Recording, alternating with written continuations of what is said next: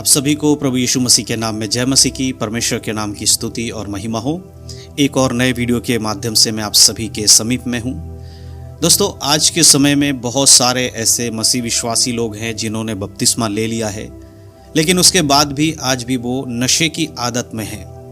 अगर आप भी एक विश्वासी हैं और आप नशा करते हैं, गलत चीज़ों में रहते हैं, शराब पी रहे हैं, बीड़ी सिगरेट पी रहे हैं, गुटखा खा रहे हैं, तंबाकू खा रहे हैं, तो आज का ये वीडियो आपके लिए बहुत ही खास है, क्योंकि आज के इस वीडियो के माध्यम से बाइबल के वचनों के द्वारा मैं आपको बताने वाला हूँ कि एक मसीह को इन सब चीज़ों को करने के बाद उसको क्या उसके साथ होने वाला है और इन सब से बाहर आने का, इनको छोड़ने का क्या तरीका है। ये सारी बातें मैं आज इस वीडियो के माध्यम से आपको बताने वाला हूँ। तो बड़े ध्यान से आज के इस वीडियो को देखिएगा, सुनिएगा, क्योंकि कई बार ऐसे बहुत सारे मसीह विश्वासी होते हैं जो हमें कमेंट करते हैं और हमसे पूछते हैं, ब्रदर हम नशा छोड़ना चाहते हैं लेकिन चाह कर भी हम नशा नहीं छोड़ पा रहे हैं, हम क्या करें? और नशा करने से क्या एक मसीह व्यक्ति के जीवन में कोई फ़र्क पड़ेगा? क्या बपतिस्मा लेने के बाद नशा करना सही है या गलत है? ये सारी बातें कई बार अलग अलग लोगों के कमेंट के द्वारा हमारे पास आते हैं। तो मैं आज आपको बताने वाला हूँ कि एक विश्वासी के लिए कितना खतरनाक है नशा करना और उससे अलग रहना कितना ज़रूरी है।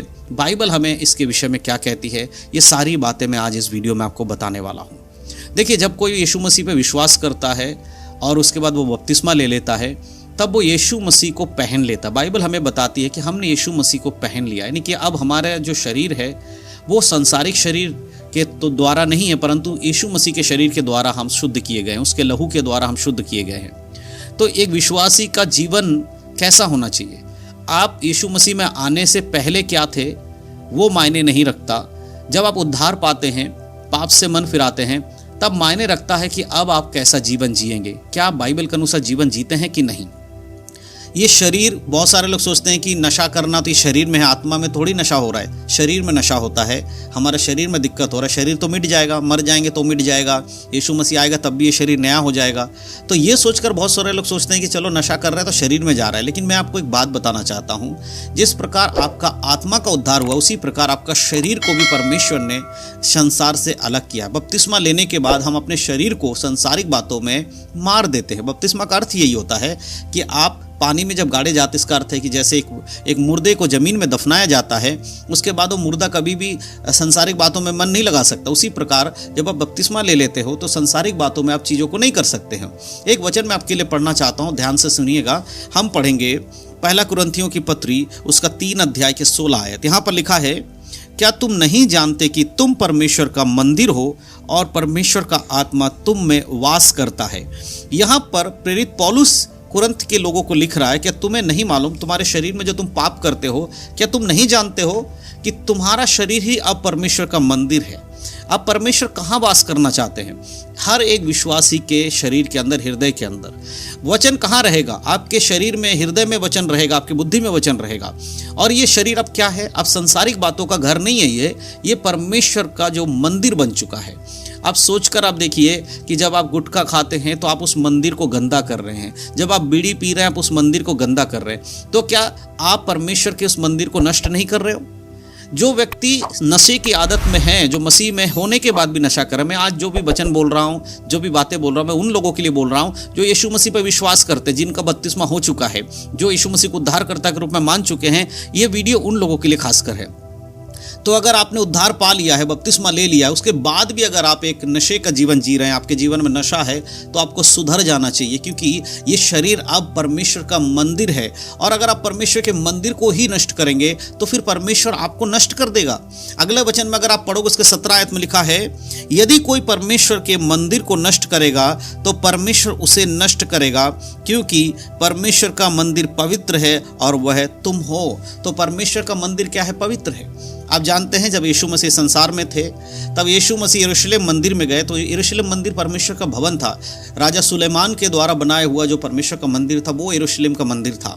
जब यीशु मसीह वहाँ पहुँचे तो वहाँ जाकर उन्होंने देखा कि जिस मंदिर में आराधना होनी चाहिए थी, जिस मंदिर में परमेश्वर के प्रति बलिदान चढ़ना चाहिए था, जिस मंदिर में लोगों को बैठकर प्रभु के वचन, भजन गाकर वचन सुनाना चाहिए था, उस मंदिर में क्या हो रहा था? उस मंदिर में व्यापार हो रहा था, उस मंदिर में गंदे काम हो रहे थे, उस मंदिर में चोरी हो रही थी, उस मंदिर में इधर उधर की बातें, बुरी बातें हो रही थी। इन चीज़ों को देखने के बाद यीशु मसीह ने वहाँ जिन लोगों के द्वारा ये सब किया जा रहा था उनको वहाँ से भगा दिया और उनके सारे दुकानों को, चौकियों को पलट दिया।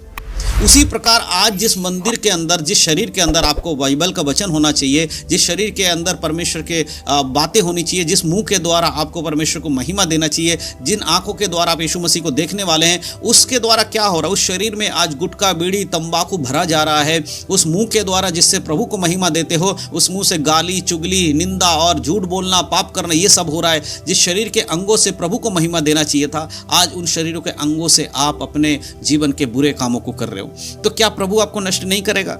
जिस प्रकार से परमेश्वर ने उस यरूशलेम में से लोगों को निकाल के मंदिर में से फेंका, उनके सब कुछ तोड़ दिया, उसी प्रकार से एक दिन जब इस संसार में परमेश्वर न्याय करेगा, यीशु मसीह संसार का न्याय करेगा, तब आपका ये पाप जो आज आप बीड़ी, सिगरेट, तंबाकू को लेकर कर रहे हो, इसके लिए आपको सजा दी जाएगी और आपको उठाकर नरक में फेंक दिया जाएगा, आपके शरीर को नष्ट कर दिया जाएगा। मेरे प्रियो, आज अपने आप को जांचिए। अब इससे बाहर आने का तरीका क्या है? अब आपने सुन लिया कि आपके साथ क्या होगा। जो व्यक्ति परमेश्वर के मंदिर को नष्ट करेगा, परमेश्वर उसे नष्ट कर देगा। आप स्वर्ग जाने की तैयारी करो, लेकिन आप तो नरक में डाल दिए जाओगे। तो अब इनसे बचना कैसे है? बीड़ी, सिगरेट, तंबाकू से बचना कैसे है? देखिए, सबसे पहली चीज कि ये शरीर की ज़रूरतें हैं, तो अपने शरीर को आप सुधारिए। आपका सबसे ज़्यादा टाइम अगर आप बाइबल पढ़ने में देते हैं, सबसे ज़्यादा टाइम अगर आप प्रार्थना करने में देते हैं, तो धीरे धीरे ये सारी चीज़ आपके जीवन से निकल जाएंगी। आप बाइबल को पढ़ते नहीं है, प्रार्थना करते नहीं, इस वजह से आप कोशिश तो कर रहे हैं कि आप नशा छोड़ दें, लेकिन छोड़ नहीं पा रहे। क्यों? क्योंकि जो सामर्थ आपको मिलना चाहिए नशा छोड़ने के लिए, जो परमेश्वर के आत्मा का सामर्थ आपको चाहिए, वो बाइबल पढ़ने से और प्रार्थना करने से ही आपके पास आएगा। और ये दो काम आप करते नहीं हो, इसलिए आपको सामर्थ मिलता नहीं है। कोशिश तो आप करते हो कि इन चीज़ों से बाहर आ जाओ, लेकिन आप आ नहीं पाते हो। तो इसीलिए आज से आपको सबसे ज़्यादा क्या करना है? बाइबल पढ़ना है। सबसे ज़्यादा क्या करना है? प्रार्थना करना है। और किस विषय के लिए प्रार्थना करना है? बाइबल को आप कंटिन्यू पढ़िए, उत्पत्ति से लेकर प्रकाशित वाक्य तक, लेकिन प्रार्थना करते समय आप परमेश्वर से, पवित्र आत्मा से विनती कीजिए कि पवित्र आत्मा, मैं नशा छोड़ना चाहता हूं लेकिन मैं छोड़ नहीं पा रहा, प्रभु आप मेरी मदद कीजिए ताकि मैं इससे दूर हो सकूं। आप उन विषयों को लेकर बोल बोल कर प्रार्थना कीजिए। किसी दूसरे पास्टर को देकर प्रार्थना मत करवाइए। मैं आपको क्लियर बताता हूं, बहुत बार लोग कहते हैं पास्टर जी हमारे लिए प्रार्थना करो ताकि हम नशा छोड़ दे। आप ये करना बंद कीजिए कुछ दिनों के लिए। मैं ये नहीं कह रहा हूं कि आप पास्टर को प्रार्थना मत दीजिए, किसी को मत दीजिए, लेकिन अगर आप सच में उस बुराई से निकलना चाहते हैं तो प्रार्थना देना बंद करिए। पहले खुद बैठकर प्रार्थना करना शुरू कीजिए उन विषयों को लेकर। आप अकेले में जाइए, गुप्त में जाइए, कमरे में जाइए, पार्क में जाइए, जहां भी आपको अकेले का समय मिलता है, जहां कोई आपके साथ ना हो, कोई आपकी बातों को ना सुन रहा हो, वहां बैठिए और कहिए परमेश्वर मेरे जीवन में ये पाप है, मैं नशा करता हूं, मैं बीड़ी पी रहा हूं, मैं तंबाकू खा रहा हूं, ये सारी चीजों करो, परमेश्वर ये मेरे जीवन से आप निकाल दीजिए, प्रभु मेरी मदद कीजिए, मैं सुधरना चाहता हूं। इस तरह से जब आप प्रार्थना करेंगे तभी आप इससे बाहर आ सकते हैं। अन्यथा आप जिंदगी भर कोशिश ही करते रह जाएंगे नशा छोड़ने की। कुछ दिन तो आप शायद छोड़ पाएंगे, फिर दोबारा से आप वही चीज करेंगे। जब तक पवित्र आत्मा के द्वारा आपको सामर्थ्य नहीं मिलेगा, तब तक आप इन चीजों से बाहर नहीं आ सकते। और पवित्र आत्मा का सामर्थ्य आपके जीवन में तभी काम करता है जब आप वचनों को जानते होंगे, वचनों को पढ़ते होंगे, प्रार्थना करते होंगे।